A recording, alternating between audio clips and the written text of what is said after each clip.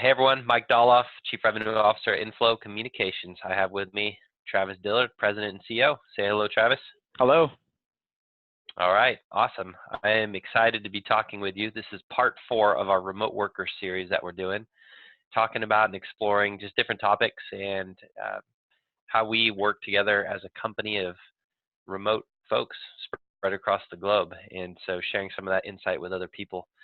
So Travis, today our topic is going to be exploring measuring and reporting. So the role of measuring and reporting for remote workers.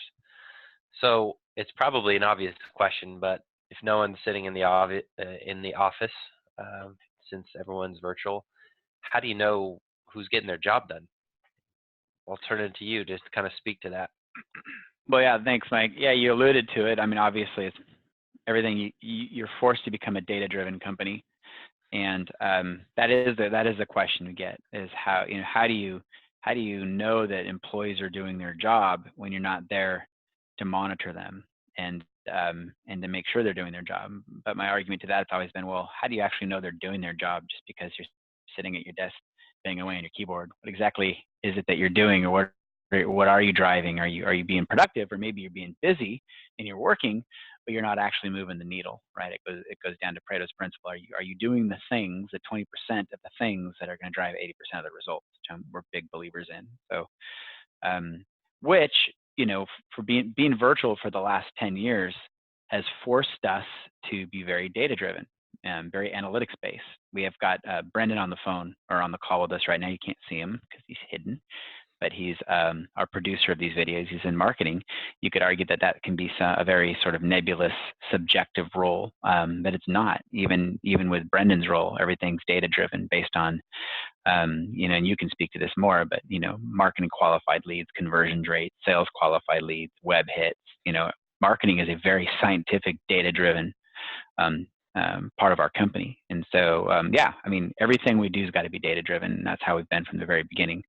We'll get into some of the applications here in a second, but having also a single source of truth. We use Salesforce.com, and we use adjunct applications that tie into that. But everything from, like I mentioned before, if you're thinking about the business from marketing all the way through to customer satisfaction, everything from how many people are on our database, what are the clicks, what are the opens, what are the marketing qualified leads, what is a marketing qualified lead? That's data driven. What's the conversion to a sales qualified lead? When it goes to an account manager, what does that look like? From what's the conversion cycle? What's the close rates? What's the pipeline look like? You can manage all of that stuff through to when they become a customer. How quickly do we onboard them? What's that experience look like? Project management obviously is very data driven. We have very sophisticated tools that breaks down every project into into different elements, and every elements into tasks, and there's it's very very data driven. And our project team manager is a very data driven individual. Everything he does is based on the analytics, all the way through to our support team. How fast do we answer the phone? How fast do we respond to customers? What's our first call resolution? What's the customer satisfaction on the fly? All the way through kind of the end, what's the holistic experience our customers have? And we use the NPS, the Net Promoter Score system. So I'm just pulling things off the top of my head here, but we can look at data, and we're getting there. We're not perfect, but the goal is to look at dashboards and be able to see everything that's happening in our business, just like the pilot of an airplane, right? He's flying an airplane in the dark. It's at night. You've got to rely on your dashboard. You have to rely on your instruments.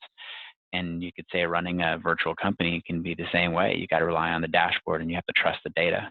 So hopefully I answer your question there. Yeah, that's an interesting analogy, the airplane and leveraging your dashboard and your instruments, right? And I think that's good.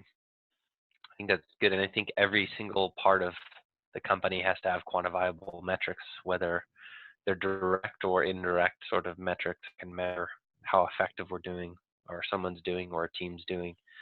That's really key. I think something else kind of fundamental, it's an obvious one, but I think this can get masked over if this sort of, again, forces you to be, just like you said, being remote's forced Inflow to be sort of more analytical and data centric as a company. I think at the individual job level too, this really exposes does everybody have a clear understanding of their job requirements when everyone's remote? And so that, you have that sort of forcing of your hand to make sure everyone's really clear, because if not, really quickly it becomes apparent. You can't have someone looking just sort of busy. It's going to quickly show up that, hey, things aren't getting done. So does everyone understand what they're supposed to do and what success looks like? Well, also, I mean, just to interrupt you too, we're talking about how we manage our employees and how we manage their output and how we manage the various functions of the business. But we're also using analytics at the leadership level to understand how we are as an employer to our employees, right? So we're using other tools and survey tools and things like that to truly understand, are we providing them direction? Do they feel like they have fulfillment in their job? And so we're not just sitting up on our ivory towers looking at all the employees and the business functions to making sure everything's operating smoothly. We're also we're forced to use analytics to get the feedback that we need to make sure we're doing a good job at the management and leadership levels. Sorry to interrupt. That's great. No, that's great. So you kind of touched on some of these, talked about Salesforce, but dig a little deeper. What sort of tools do you use to get a better sense of, to help you measuring and reporting for remote workers?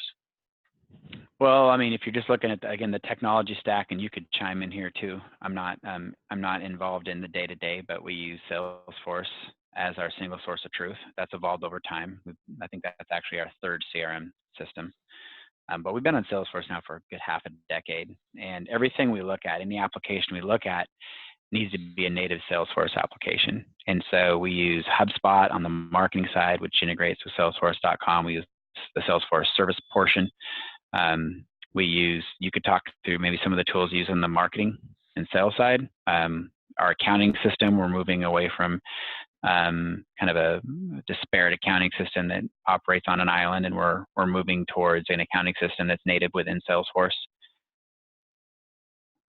Well, yeah, and I think kind of a big focal point is having, we've always talked about this, when you have tools that are using for measuring reporting, it can be easy to just sort of lose sight of what's the truth, and having a single source of truth is really, really critical.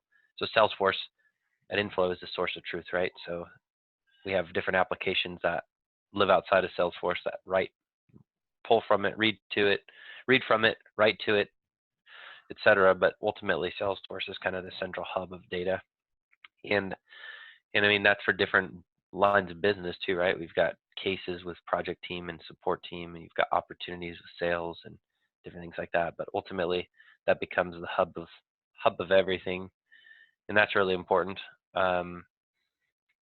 Any other tools that you feel have been critical, or just sort of applications tools that you've used for your or see other leadership team using to manage, measurement and reporting to improve it, track it, etc.?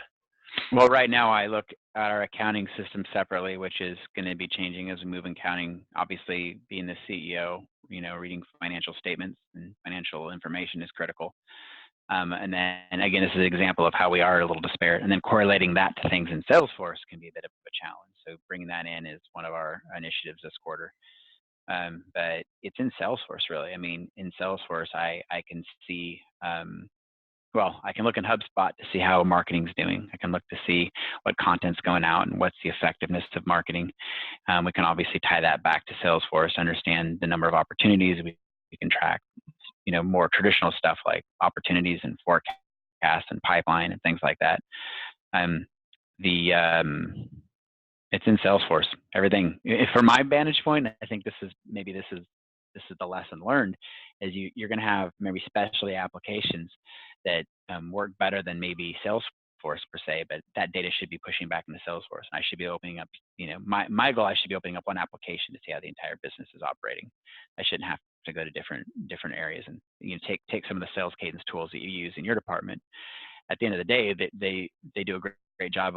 That application does a fantastic job on what it's built for, but the results and the effectiveness of what it's doing should feed back into Salesforce. Yep, agreed. Very cool. Travis, always a pleasure talking on remote workers and ways that Inflow's navigated that landscape. I appreciate you talking with me today on measuring and reporting. Always a fun topic, something we live in every single day, and great kind of focusing on some of the tools as well as some of the whys, right? What can this give us, and how do we know both that we've given clear directions to an employee, that employee or team's performing well as well. So as always, a pleasure chatting with you.